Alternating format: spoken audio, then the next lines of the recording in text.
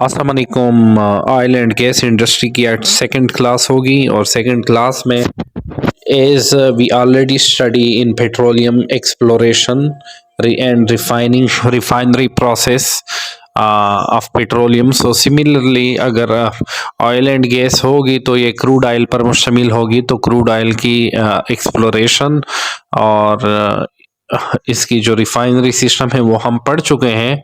अगर आप इसकी चैप्टर नंबर 2 और 3 पढ़ना चाहते हैं तो मेरी पेट्रोलियम की क्लासेस देखकर आप वहां से सीख सकते हैं।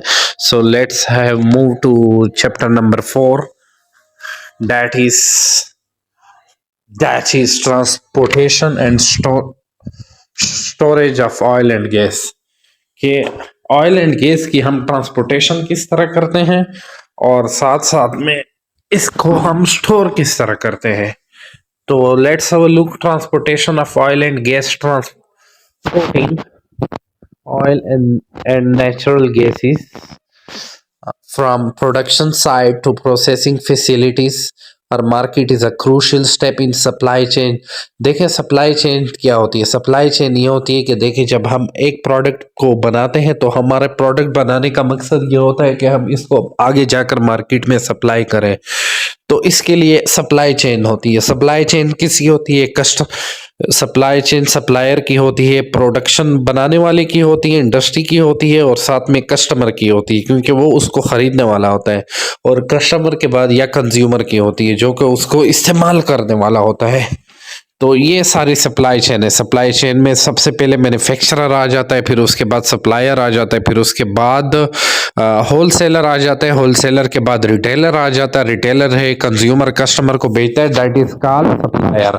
तो इस तरह जब हम ऑयल एंड गैस बना लेते हैं या नेचुरल गैस को हम प्रोड्यूस कर लेते हैं, रिफाइनरी में उसको रिफाइन कर लेते हैं, तो उसके बाद हमारे पास जो सेकंड स्टेप आता है वो जो कि क्रूशियल स्टेप होते हैं, उसको हमने किस तरह मार्केट में सप्लाई करना है, क्योंकि सप्लाई करके हमने अपनी इकोनॉमी को स्टेबल करना होता है। So similarly this is a part of the mid stream sector of the oil and gas industry. The method of transportation vary depend on the state of the product, liquid or gas, and the distance to be covered. तो जब हम transportation की बात आती है तो हम इसके देखते हैं कि ये जो हमारा प्रोडक्ट है ऑयल एंड गैस का, इसको हम किधर ट्रांसफर कर रहे हैं। अगर डिस्टेंस कम होगी तो हम उसको किस मेथड के थ्रू ट्रांसफर करेंगे, और अगर डिस्टेंस ज्यादा होगी तो हम कौन से मोस्ट पॉसिबल सूटेबल वेज इख्तियार करेंगे, इससे हम कम से कम कॉस्ट लगाकर हम इसकी ट्रांसपोर्टेशन कर सकें। सो सिमिलरली इसके लिए मुख्तलिफ टेक्निक्स एंड वेज यूज की जाते हैं। Probably pipelines the most common method of transporting oil, refined product and natural gas over land. Pipeline are efficient, cost effective and suitable for long term use. अगर हमने refined करके gas को, oil and gas को refined करके हमने इसको use करना है, मोस्टली हम गैसेस को जब रिफाइंड करके इसको पाइपलाइन के जरिए ट्रांसफर करते हैं, ट्रांसपोर्टेशन एक जगह से दूसरी जगह, तो ये मोस्ट पॉसिबल वे है और एफिशिएंट वे है एंड लोएस्ट कॉस्ट वे है एंड लॉन्ग टर्म वे है। तो एग्जांपल मैं आपको दूं कि the Keystone pipeline in North America transports crude oil from Canada to US refineries. कि कीस्टोन पाइपलाइन है जो नॉर्थ अमेरिका से क्रूड ऑयल को ट्रांसपोर्ट करती है from Canada to US refineries को। Challenge pipeline leak. तो इनको चैलेंजेस कौन से आते हैं? एक तो पाइपलाइन के लीक होने का, दूसरा इन्वायरमेंटल कंसर्न होते हैं और दूसरा रेगुलेटरी हर्डल्स होता है। इसको रूटीन से चेकअप किया जाता है कि पाइपलाइन में कोई लीकेज तो नहीं हो गया, इन्वायरमेंटल फ्रेंडली है या नहीं, इन्वायरमेंटल कंसर्न है या नहीं, इन्वायरमेंट को कोई इससे डैमेज तो नहीं होगा अगर गैस लीक होगा।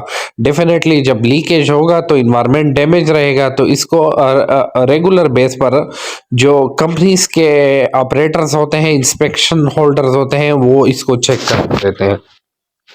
Similarly, another way to transfer oil and gas from one place to another place is tanker, जो कि मोस्टली पाकिस्तान में भी हमने देखे होंगे, used for transporting oil and liquefied natural gas across ocean and seas. अक्सर हमने एलएनजीज के बड़े बड़े कंटेनर्स देखे होंगे जो कि एक जगह से दूसरी जगह large crude oil tanker, while LNG is transported in specialized LNG carriers. The example is कि क्या है, VLLC, very large crude carrier, can carry up to 2 million barrels of crude oil. तो चैलेंज क्या आता है? Spill, piracy risk and environmental regulation for every. Similarly, rail is one of the most effective way to transfer crude oil to the refined product from one place to another with the help of rail. Tank car, especially in region without pipelines, crude oil from the Baker Shale in North Dakota is often transported by rail. तो crude oil जो है north Dakota में transport किया जाता है rail की मदद से।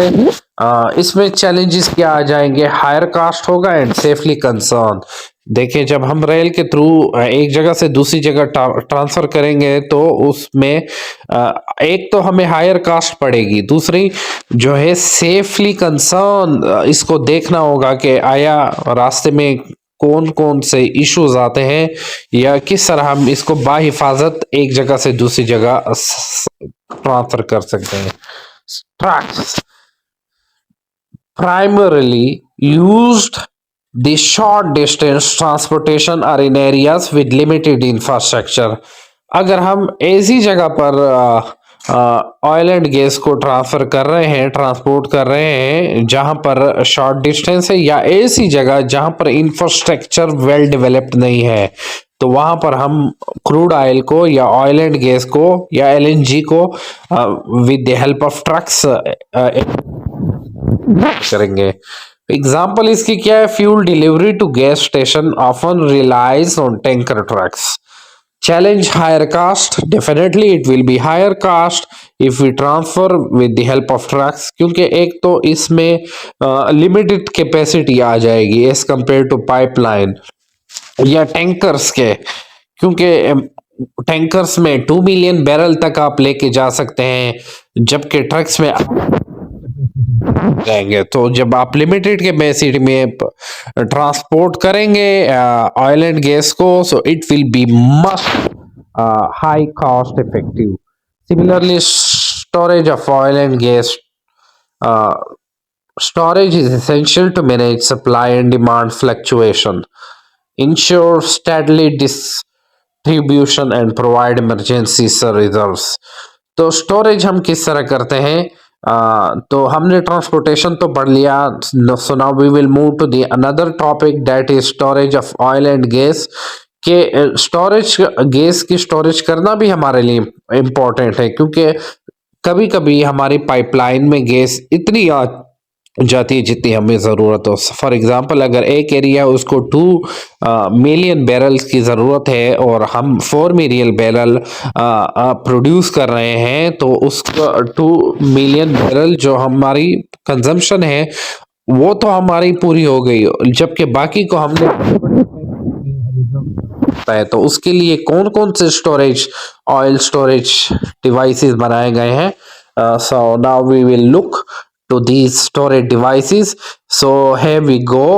tank farms, above ground storage tanks are located near refineries।